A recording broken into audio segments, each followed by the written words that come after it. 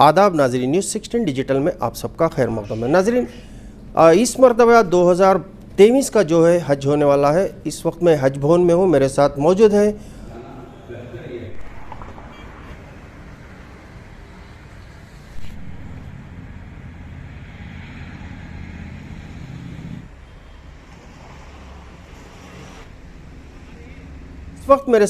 है रऊफ़ुद्दीन कचेरी वाले, जो चेयरमैन है हज कमेटी के। आइए उनसे जानते हैं तफसीलात। और अस्सलाम वालेकुम। वालेकुम सलाम। जो इस बार का 2023 का जो हज होने वाला है, तो चेंजेस पिछले साल और इस साल में जो है लोग की तादाद बढ़ी है और तादाद के साथ साथ जो है फ्लैट का भी चेंजेस आया है। तो कब से ये ट्रेनिंग शुरू हो रही है और कितने लोग यहाँ से निकल रहे हैं? अल्हम्दुलिल्लाह 2023 का हज शुरू हो रहा है। लगभग 8,000 के आसपास हाजी इस साल 2023 में जाएंगे, क्योंकि 2020-21 में कोविड की महामारी की वजह से हज को नहीं जा पाए थे। 2022 का जो हज हुआ था वो भी सऊदी गवर्नमेंट कुछ गाइडलाइंस कोविड की तरह जारी की थी, जिसमें इंडियन गवर्नमेंट भी उसको फॉलो करना पड़ा। तो उस समय हमारे कर्नाटक स्टेट से 3,100 हाजी आसपास हमारे हज के लिए गए थे। अल्हम्दुलिल्लाह वो सब खैरियत से जाके वापस खैरियत से आए थे 2022 में। अभी जो 2023 का है, ये हिंदुस्तान के लिए बड़ी मुबारकबाद है और कर्नाटक के लिए भी, क्योंकि जस्ट पिछले 2022 में हमारे 90,000 हाजी हिंदुस्तान से गए थे। इस वक्त हमारे हिंदुस्तान से 1,75,000 हाजी जाने वाले हैं, जिसमें 1,75,000, जिसमें कर्नाटक के 8,065 हाजी 8,065 पिलग्रिम्स जो हाजी इस साल हमारे 2023 में हज के लिए जाएंगे। और कर्नाटक स्टेट में जो हाजी है वो बीदर, गुलबर्गा, रायचूर, वो हैदराबाद से जाएंगे, और विजयवाड़ा, अनंतपुर के हाजी हमारे बेंगलुरु से जाएंगे। तो अभी हमारा पिछले 5 तारीख से वैक्सीनेशन और ट्रेनिंग प्रोग्राम, पोलियो ड्रॉप्स का और ट्रेनिंग का प्रोग्राम हमने स्टार्ट किया था। लगभग 25 डिस्ट्रिक्ट में हमने वैक्सीनेशन का और पोलियो ड्रॉप्स का प्रोग्राम किए हैं। लगभग 8,000 के आसपास हाजी को हमने वैक्सीनेशन और पोलियो ड्रॉप पिलाया है, जो government of India health department और स्टेट गवर्नमेंट हेल्थ डिपार्टमेंट की वजह से ये प्रोग्राम किया जाता है, जिसमें काफ़ी अच्छा हेल्थ डिपार्टमेंट हमें सपोर्ट किया है, क्योंकि जितने भी हाजी हैं उनको वैक्सीनेशन दिए, हमने पोलियो ड्रॉप्स पिलवाए और सभी के हेल्थ के लिए हेल्थ कार्ड बनवाए। तो क्योंकि हेल्थ कार्ड इज़ इम्पॉर्टेंट होता है, सऊदी हुकूमत ने हेल्थ के लिए बहुत इम्पॉर्टेंट उनके गाइडलाइंस में दिया गया है, और हेल्थ का अल्हम्दुलिल्लाह काम पूरा हो चुका है। और बेंगलुरु में अभी हमारे यहाँ लास्ट ट्रेनिंग कल तक होगी। कल ट्रेनिंग ख़त्म होने के बाद फिर हमारा हज को यहाँ से भिजाने का काफ़िला और हज को जाने वालों की तैयारी हमने शुरू की है। इस हज भवन में काफ़ी हमने चेंजेस किए हैं, काफ़ी रूम्स में हम लोग काफ़ी डेवलपमेंट किए हैं। जैसा कि पहले 100 रूम में हमने 25 रूम में AC बिठाए थे, अभी 75 रूम में और हमने एयर कंडीशन ने किया है कि सभी हाजियों को एयर कंडीशन में रखेंगे और उनको यहाँ से एयरपोर्ट के लिए रवाना करेंगे। तो पहला काफ़िला हमारा लगभग 7 तारीख के दिन यहाँ से बेंगलुरु एयरपोर्ट से मदीना के लिए रवाना होगा, और हर दिन हमारे 4 से 5 फ़्लाइट है, जिसमें एक फ़्लाइट में 160, 170, 150 के आसपास हमारे पैसेंजर रहेंगे। तो लगभग ये भी अगले महीने की 22 तारीख तक, एक महीना लगभग हमारा 22 तारीख तक ये फ़्लाइट का काफ़िला जाते रहेगा इंशाल्लाह। तो पिछले मरतबा जो है 4 लाख चिल्लर था एक हाजी का अमाउंट, इस बार जो है अमाउंट कम हुआ है। क्या वजह से कम हुआ है? क्योंकि लास्ट टाइम जो है हाजियों को जो है 2-2 हज़ार रियाल दे के भेजते थे, इस मरतबा क्या वो रियाल को कम कर दिए, मतलब नहीं दे रहे या सूटकेस भी नहीं दे रहे? देखिए, ये तो बहुत बड़ा प्रॉब्लम था कि पहले से सऊदी रियाल्स 2100 रियाल हम लोग देते थे, जहाँ की हज कमेटी ने आपके पास से, हाजी के पास से ही पैसा ले करके हमने सऊदी रियाल हमने हज कमेटी से देते थे। लेकिन वो हमने क्या प्रॉब्लम हो रहा था हाजी को कि 2100 रियाल जब देते थे तो कम पड़ते थे। 2100 रियाल के पैसे हम खुद लेते थे हाजी के पास से, लेकर के वही पैसों में से हम 2100 रियाल देते थे। लेकिन अब क्या हो गया था, 2100 रियाल हाजी को कम पड़ रहा है, तो हाजियों की काफ़ी शिकायत थी। सऊदी अरब में जाने के बाद जब रियाल लेना पड़ता था, क्योंकि वहाँ पे क़ुरबानी है और ख़र्चे है, ख़रीदी होती थी, तो हमने ये बात जब लास्ट टाइम में दिल्ली में जब मीटिंग हुई, स्मृति ईरानी जो मंत्री है उनके साथ हमारी जब बातचीत हुई, हमारे साथ मेरे नोडल ऑफिसर सरफराज खान साहब भी थे। तो हमने ये 3 विषय बहुत इंपॉर्टेंट रखे थे मंत्री जी के सामने कि हमारे हाजी को एक तो रियाल का बहुत बड़ा प्रॉब्लम होता है। आप 2100 रियाल देते हैं, 2100 रियाल कम होता है, और ऊपर से जब रियाल लेने जाते हैं तो इनको यहाँ का करेंसी जो इंडियन करेंसी है सऊदी रियाल में काफ़ी डिफरेंट है, वो लेन देन में काफ़ी हमको कठिनाई का सामना करना पड़ता है। तो आप एक काम करिए, इस रियाल के बारे में सोचिए। तो अभी अनलिमिट रियाल किया है, तो अनलिमिट रियाल लगभग आप 1 लाख रियाल तक लेके जा सकते हैं हाजी, और उनके काउंटर्स हमारे हज कमेटी में लगे रहेंगे। जितना हाजी को रियाल लेके जाना है उतना उनको हमने रियाल देंगे। ये हज कमेटी में यहाँ पे काउंटर लगेंगे, आप करेंसी ले सकते हैं। करेंसी के लिए हम लोग हज जगह जहाँ से फ़्लाइट उड़ने वाला है तो वहाँ पे हम लोग ये काउंटर, बैंक के काउंटर्स लगवाएंगे। आप वहाँ से पैसे एक्सचेंज करके ले सकते हैं, जितना भी आपको रियाल लेना है आप लेके जा सकते हैं। दूसरा सूटकेस का प्रॉब्लम था। सूटकेस के पैसे भी हम लोग पहले हाजी के पास से लेते थे 4000 रुपया, तो सूटकेस में भी काफ़ी आने में प्रॉब्लम होती थी या डैमेजेस हो जाते थे, क्योंकि वो देते थे सेंट्रल गवर्नमेंट, सेंट्रल हज कमेटी से आता था। तो कभी कभी कुछ डिस्ट्रिक्ट में आने के लिए देरी हो जाती थी, वहाँ के हाजी प्रॉब्लम करते थे, तो वो पूरा इल्ज़ाम स्टेट हज कमेटी पे हो रहा था। तो हमने ये भी बताया कि आप लोग जो सूटकेस सेंट्रल से जो सप्लाई कर रहे हैं, बल्लारी हो, बागलकोट हो, रायचूर हो, बीदर हो, वहाँ के हाजियों को देर से मिल रहा है, क्योंकि उनको फ़्लाइट का शेड्यूल नज़दीक रहता, पैकिंग रहती, तो वो भी काफ़ी हमको उसका झेलना पड़ा स्टेट हज कमेटी को, क्योंकि उसकी बदनामी हज कमेटी पे हो रही थी। किसी हाजी को देर से पहुंचा तो हाजी हज कमेटी को फ़ोन करते थे, और हम लोग बोलते थे फिर बॉम्बे वालों को फ़ोन करो, दिल्ली वालों को करो। तो ये तमाम चीज़ों की हमको तकलीफ़ हो रही थी।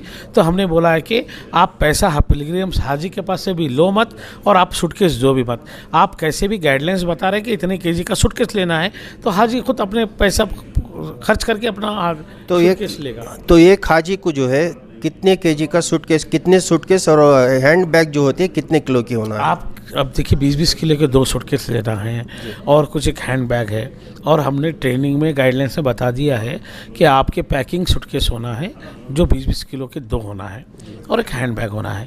वो तमाम हाजियों को अपने ट्रेनिंग में भी बता रहे हैं। आप अपने खुद की पसंद से खुद के पैसे खर्च करके लेना है, तो इन चीज़ों में पैसे काफ़ी बच गए। तो पहले जो 4 लाख 4.5 लाख जो दे के हाजी जाते थे, आज 3 लाख 5 हज़ार दे रहे। एक तो 2100 रियाल लगभग 40,000 रुपये आपके रियाल में बच गए, और दूसरा 60,000 रुपये आपको जो एसेसरी जो ले रहे थे वो उसमें बच गए। तो कम से कम गए साल अब के साल हाजी को 60 से 70 हज़ार रुपये का फ़ायदा हो रहा है, कम पैसे लग रहे हैं। माँ बाप को हज को भेज देते हैं, जिसको मोबाइल इस्तेमाल नहीं करने आता, तो क्या आपके वॉलंटियर्स वहाँ पे रहेंगे गाइड करने के लिए?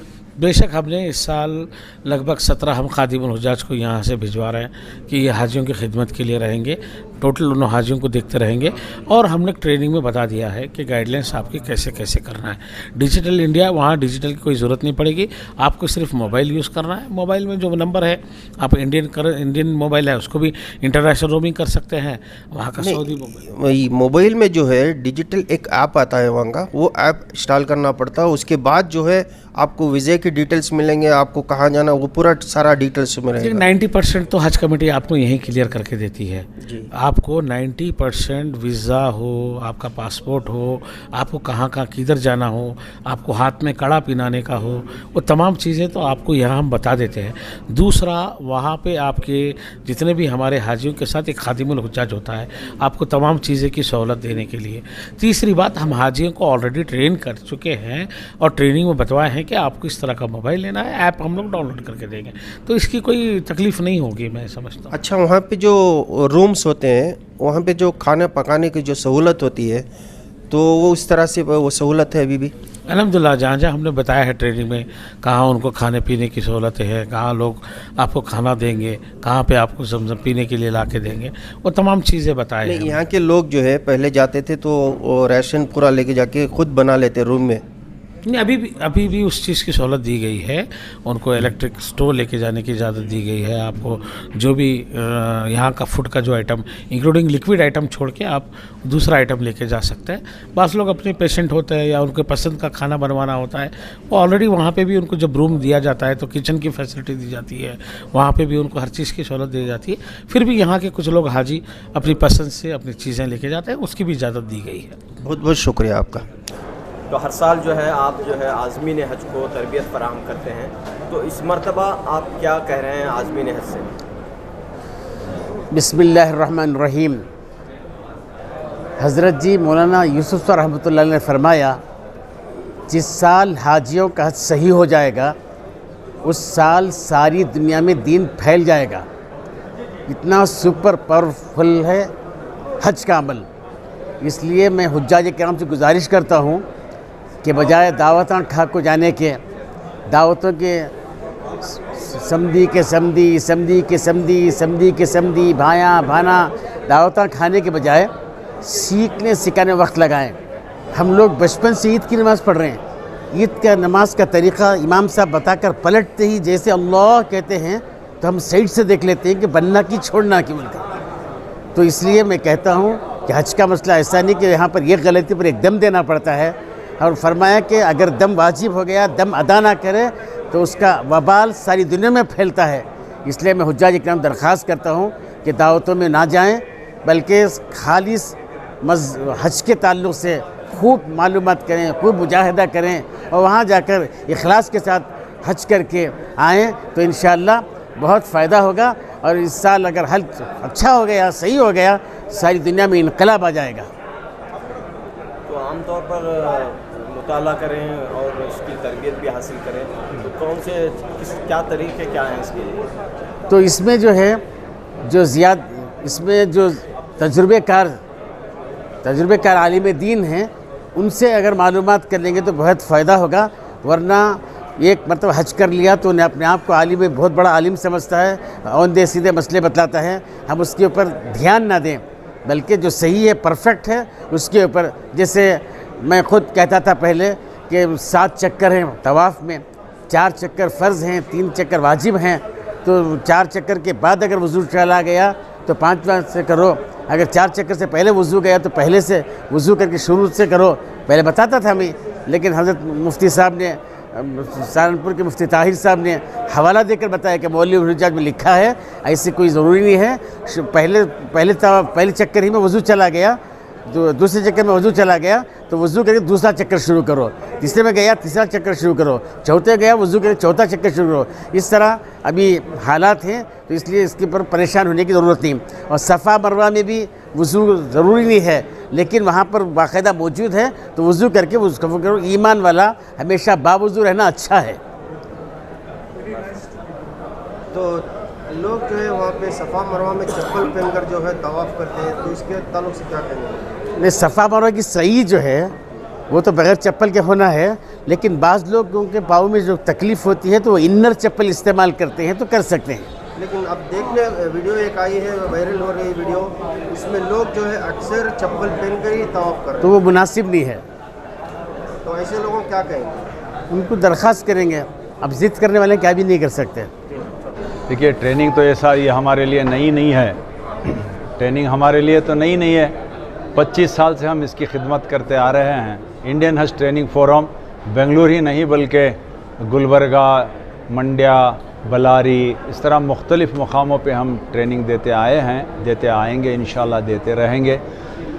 तो अब तक जो ट्रेनिंग दी जाती थी उसमें और इस बार में एक बहुत बड़ा फ़र्क ये है कि वहाँ के हालात और जो साइंस एंड टेक्नोलॉजी जो एडवांस हुई है, इसमें जो है हज के परफॉर्मेंस को भी सिस्टम को डिजिटाइज़ कर रहे हैं, उसको डिजिटाइज़ कर रहे हैं। मिसाल के तौर पर एक बड़ी मिसाल ये दे सकता हूँ कि रियाजुल जन्ना में अगर आपको जाना है, वहाँ पर अगर नमाज़ पढ़नी है आपको, तो वहाँ पर जब तक आपको नुसुख ऐप डाउनलोड नहीं करेंगे और जब आपको नुसुख ऐप पर आपको स्लॉट नहीं मिलेगा, आप रियाजुल जन्ना में नहीं जा सकते। आप पुराना फ़ोन रखेंगे या 2 आदमियों के दरमियान, 2 आज़मीन के दरमियान एक हैंडसेट रखेंगे तो आप दोनों नहीं जा सकते। तो इस किस्म से आपको जो है आजकल डिजिटाइज़ हुआ है। और हो सकता है और कई जगहों पर जैसे वीज़ा को हमें डाउनलोड करना है, तो वीज़ा को डाउनलोड करने के लिए OTP आता है। OTP जब तक हम नहीं देंगे तो हमारा वीज़ा डाउनलोड नहीं होता है। इस किस्म के हालात वहाँ पर आए हैं। और सबसे बड़ी यूँ कहूँ कि एक रूहानियत हमारी जो निकल गई है वो ये है कि हाजी जब कमरे से निकलता था तो एहराम की हालत में सोच कर आता था कि वो खुश होता था। जब हरम के सहन में आता था तो खुश हो जाता था मस्जिद हराम को देखकर कि चलो मैं अब इसमें दाखिल होता हूँ। अब हम अपनी मर्ज़ी से दाखिल नहीं हो सकते, अपनी मर्ज़ी से दाखिल नहीं हो सकते। वो लोग जिस तरह मैनेज करते हैं उनकी भी गलती नहीं है, वहाँ के हालात ऐसे आए हैं कि जो मैनेज करते हैं कि कौन से दरवाजे से उन्हें छोड़ना है, या गेट नंबर 1 से, या गेट नंबर 79 से, या गेट नंबर 64 से, इस किस्म से जो मॉनिटर करते हैं। हम सोच के आते हैं कि हरम में जाके दाखिल हो जाएंगे, हम दाखिल नहीं हो सकते। वो जो जिस गेट से कहेंगे उसी गेट से दाखिल होना है। और तवाफ़ करने के लिए हम सिविल ड्रेस में जाके तवाफ़ करते थे, अब तवाफ़ नामुमकिन है। अगर यूँ कहूँ कि सिर्फ़ उम्रा करने वाले को मताफ़ में इजाज़त है, मर्द हज़रात के लिए उम्रा करने वाले को मताफ़ में इजाज़त है। और एहराम की हालत में हम काबे को छू नहीं सकते क्योंकि खुशबू रहती है। तो अब सिविल ड्रेस में मताफ़ में जा नहीं सकता। तो आदमी इतने सारे पैसे खर्च करके अब जब वहाँ पर जाता है तो सिर्फ़ उम्रा वाला उसमें जा सकता है, सिविल ड्रेस में वो मताफ़ में नहीं जा सकता। तो काबे को छूना भी जो है उसके लिए बड़ा मुश्किल काम है। तो इसीलिए ऐसे हालात बदले हुए हैं। इन हालात में और ख़ासकर हम ट्रेनिंग, इन तमाम बातों को मद्देनज़र रखते हुए जो बदलाव वहाँ पर आया है, इन तमाम बदलाव को मद्देनज़र रखते हुए हम अप टू डेट ट्रेनिंग देते हैं। यहाँ तक कि 1.5 महीना पहले जो हालात थे वहाँ पर, उन हालात को मद्देनज़र रखकर हम तरबियत देते हैं। लोग भी इसका फ़ायदा उठाते हैं, लोग जो है खुश भी हैं। और उनके हम रिव्यू लेते हैं तो बड़ी तबीयत खुश होती है कि चलो हाजी जो है इस तरबियत से फ़ायदा उठा रहे हैं। कह रहे हैं कि हर आज़िम में हज जो है एक स्मार्टफोन लेकर जाए, ज़रूरी है। आप देर से आए हैं इसीलिए आप नहीं देखे। स्टार्टिंग मेरी तरबियत शुरू होती ही उस स्लाइड से कि हर हाजी को, आज़मीन को, जब तक वो स्मार्टफोन नहीं रखता वो आप 2 बातें भूल जाए, उसका वीज़ा गुम गया तो वीज़ा नहीं हो सकता। और दूसरी बात, हाँ अलबत्ता फिर बाद में उसके अल्टरनेट हैं, मगर नुस्ख का अगर आप डाउनलोड नहीं कर सकते तो रियाजुल जन्ना में एंटर होना नामुमकिन बात है। लगेज के ताल्लुक से क्या? लगेज के ताल्लुक से वही ये तब्दीली तो कुछ भी नहीं। एक आदमी को 20-20 केजी के 2 लगेज, और हैंड बैग पिछले साल 10 केजी था, अब उसको 7 केजी कर दिया गया है। This is the only changes. और बहुत सारे लोगों को ये नहीं आता, कई लोग को जो है स्मार्टफोन इस्तेमाल करने नहीं आता, ऐसे लोग क्या करना चाहिए? ऐसे लोग क्या भी नहीं, सीखना ज़रूरी है। सेहत के बारे में क्यों बात? सेहत के बारे में कुछ नहीं, खाना कम खाएं, पानी ज़्यादा पिएं, खाना कम खाएं, पानी ज़्यादा पिएं। जाने से पहले रोज़ाना 10 किलोमीटर चलने की प्रैक्टिस करें। अल्लाह तबारक व तआला जो है आपकी सेहत को हमेशा अच्छा रखे और अच्छा रखे, ये हमारी दुआएं हैं। पहली बार कर्नाटका स्टेट को कुछ 8,000 हाजियों का क्या कहते हैं, हाजियों को हज जाने का कोटा दिया गया है। तो इस कोटे में जो है हम लोगों को कुछ 8,200 एप्लीकेशंस आए थे। तो उसमें 150 लोग जो है ज़्यादा थे, हज जितने टारगेट थे उससे ज़्यादा थे। उसके बाद कैंसिलेशन होकर अभी 7,500 हाजी जो हैं यहाँ से कर्नाटका के हज कमेटी से हज के लिए जा रहे हैं। और पहले का जो क़ानून था कि यहाँ पर हमारे 4 एम्बार्केशन पॉइंट्स हुआ करते थे, बेंगलोर, मैंगलोर, हैदराबाद कर्नाटका एरिया का, और मुंबई कर्नाटका एरिया का गोवा से एम्बार्केशन पॉइंट था। लेकिन ये बार जो है हज committee of India, government of India ने कहा है कि कोई भी हाजी आपके पसंदीदा एम्बार्केशन पॉइंट से हिंदुस्तान से कहीं भी जा सकता है। तो हमारे पास थोड़े ऐसे कहते हैं कि जो हाजियां हैं जो मुंबई से भी यहाँ से जा रहे हैं, दिल्ली से भी जा रहे हैं, और यहाँ से भी हाजी भी दूसरे एम्बार्केशन पॉइंट से भी जा रहे हैं। और जो मंगलूर से एम्बार्केशन पॉइंट से जा रहे थे वो लोग कन्नूर से जा रहे हैं। जो उनको जो एप्लीकेशन में था उसमें चॉइस दिया गया था कि फर्स्ट एम्बार्केशन पॉइंट का चॉइस आपका क्या है, सेकेंड एम्बार्केशन पॉइंट्स का चॉइस आपका क्या है। तो बहरहाल तो जो है एम्बार्केशन पॉइंट्स पर क्लैरिटी मिल गई है। तो कहाँ से जा रहे हैं, तो 7,500 हाजी जब यहाँ से जा रहे हैं तो बेंगलोर से जा रहे हैं, बेंगलोर मतलब कर्नाटक से जा रहे हैं। तो मैक्सिमम जो हाजी हैं जो हमारे बेंगलोर से जा रहे हैं, इनके साथ आंध्र प्रदेश के भी कुछ हाजी जो है अनंतपुर के, हिंदूपुर के, ये भी हमारे साथ यहीं हज भवन से हज के लिए जाएंगे। तो हमारा जो है हर साल की तरह हमारा जो है वैक्सीनेशन प्रोग्राम और तरबेती प्रोग्राम जो ट्रेनिंग प्रोग्राम है हम लोगों ने चालू कर दिया है। तो मेन इंपॉर्टेंट सिटीज़ से डिस्ट्रिक्ट्स में जो हैं जैसे कि मैसूर, गुलबर्गा, बीदर, शिवमोगा, इसमें सारे मतलब ट्रेनिंग्स ख़त्म हो गई हैं।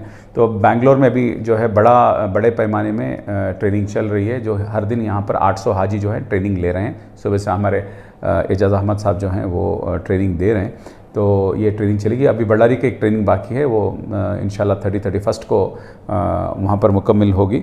तो उसके बाद जो है साथ में हम लोगों ने वैक्सीनेशन भी करवा दिया है, कहाँ है सब। ये बार जो है दो डोज़ कोविड के वैक्सीनेशन होना ज़रूरी है। मेनिंजाइटिस के वैक्सीनेशन है जो, और पोलियो वैक्सीनेशन जो हर साल की तरह किंगडम ऑफ सऊदी अरेबिया जो रूल्स उन्होंने जारी किया है उसके हिसाब से हाजियाँ ले रहे हैं। और ये दूसरी चीज़ ये है कि लास्ट टाइम तो जो हज का जो कॉस्ट था वो 4,25,000 कुछ था। तो एक बार बेंगलोर एम्बार्केशन से पॉइंट से जो जा रहे हैं उनका जो कॉस्ट है 3,10,000 कुछ आया है। तो इसमें क्या है कि लास्ट टाइम हम लोगों ने हज कमेटी से, कर्नाटका स्टेट हज कमेटी से गवर्नमेंट यूनियन मिनिस्टर को हमने कहा था कि आप सूटकेसेस जो लास्ट टाइम दिए से हमको बहुत तकलीफ हुई इससे, तो सूटकेसेस का आप साइज़ दे दें और ये दे दें तो हाजियाँ खुद अपने सूटकेस जो है साइज़ के हिसाब से ख़रीद लेंगे। और जैसे कि बाल्टी देना है, बेडशीट देना है, तो वो सब हाजी के पैसों से कट होता था। तो हमने कहा आप ऐसे कोई भी कट मत कीजिए, हाजी जो चाहते हैं वो लेके आते हैं और वहाँ पर जिद्दा में, मक्के में और मदीने में खुद भी वो ख़रीद सकते हैं। कोई कॉस्टली चीज़ें नहीं हैं, वहाँ पर ले सकते हैं। तो एक वो चेंजेस हुआ है हज कमेटी के रूल्स में। और दूसरी बात जो है, हर टाइम जो हाजी जाते थे उनका जो है 2,000 रियाल जो है वो पहले ही भरना था, तो ये निकाल दिया गया है। अब तो जो है जो भी हाजी जाता है तो मिनिमम वो अपने साथ 1,500 रियाल लेके जाना बहुत ज़रूरी है, बिकॉज़ वहाँ पर खाने पीने के इंतज़ाम के लिए जाना है। लेकिन हम पहले जो साथ में जो हज कमेटी के पैसे से नहीं लेते थे, इसलिए हम लोग अभी इस बार नहीं लिए कि हाजी को पहले बार जो है बहुत मुश्किल होगी कि एक ही बार में इतना पैसा भरना बोल के। तो अब अगर क्या कहते हैं वो अगर ख़ुद से पैसे लेंगे तो टाइम मिलेगा इन लोगों को कि आपने खुद पैसे इंतज़ाम कर लिए। वो 2,000 है, 3,000 है, 4,000 रियाल है, वो अपने हाथ से लेके जा सकते हैं। तो ये एक बहुत ही क्या कहते हैं वो कन्वीनियंट सिस्टम हो गया है। तो और जो है सेकंड थिंग है, हमारे फ़्लाइट शेड्यूल्स भी अभी आ गए हैं। 7 तारीख से फर्स्ट शेड्यूल फ़्लाइट है हमारी बेंगलोर। हाँ, 7 जून को सुबह के 4 बजे फर्स्ट फ़्लाइट निकल रही है बेंगलोर से, और उस दिन जो है 5 फ़्लाइट्स हैं 7, और 22 जून तक ये फ़्लाइट जा रहे हैं। तो ऑपरेटिंग एयरलाइन जो है विस्तारा एयरलाइन है। तो विस्तारा एयरलाइन की जो क्या कहते हैं 150 कैपेसिटी की हवाई जहाज़ जो है यहाँ से जा रही है। तो फर्स्ट दिन में 5 फ्लाइट जाएंगे और उसके बाद 3 फ्लाइट जाएंगे। तो सुबह के 5 बजे एक है, फिर दोपहर में एक है, फिर बाद में शाम में एक है। तो 3 डिफरेंट फ्लाइट डिफरेंट टाइम पे उन्होंने शेड्यूल फ़िलहाल दे रखा है। तो हम लोगों ने एयरलाइन से भी हमने बात की कि हाजियों को अच्छी तरह से देख लें और बेस्ट सर्विस दें।